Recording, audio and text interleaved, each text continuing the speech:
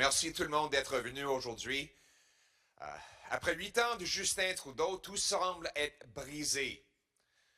Les prix augmentent plus rapidement que dans 40 ans. Les taux d'intérêt augmentent plus rapidement que jamais dans notre histoire. Il y a des personnes âgées qui doivent choisir entre le chauffage et la nourriture à cause des coûts qui augmentent après les taxes et les impôts inflationnistes imposés par le gouvernement Justin Trudeau. 9 sur 10 Canadiens, jeunes Canadiens, pensent qu'ils ne vont jamais pouvoir acheter une maison à cause du fait que le prix de logement a doublé pendant 8 ans de Justin Trudeau.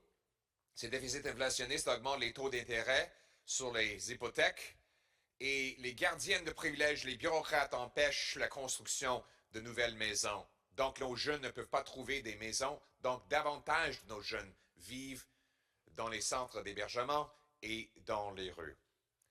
Ça cause un désespoir. Il y a une 32% augmentation dans la crime violente après 8 ans de Justin Trudeau à cause de ces politiques qui libèrent les criminels la même journée qu'ils sont arrêtés pour les crimes violents. Et les morts liées à la drogue ont augmenté énormément aujourd'hui, pendant les 8 ans de Justin Trudeau. On apprend aujourd'hui qu'il y a une augmentation massive dans le taux de mortalité lié aux surdoses ici en Colombie-Britannique depuis la déclaration d'urgence en 2016. Donc, les politiques des néo-démocrates et de Justin Trudeau par rapport à la drogue ne fonctionnent pas. On sait que la crise d'opioïdes est le résultat en partie des grandes entreprises pharmaceutiques, leurs distributeurs et leurs consultants qui ont menti afin de vendre ces drogues qui tuent nos jeunes ici au Canada. C'est la raison pour laquelle le gouvernement Poilievre va poursuivre ces grandes entreprises pour recevoir de l'argent afin de financer le traitement et la récupération des gens. Ces grandes entreprises savaient exactement ce qu'ils faisaient en vendant ces drogues à notre système de santé. Et le résultat, c'est une grande crise de dépendance et de surdose qui est arrivée à travers l'Amérique du Nord. Le gouvernement Trudeau n'a rien fait pour tenir responsable de ces entreprises.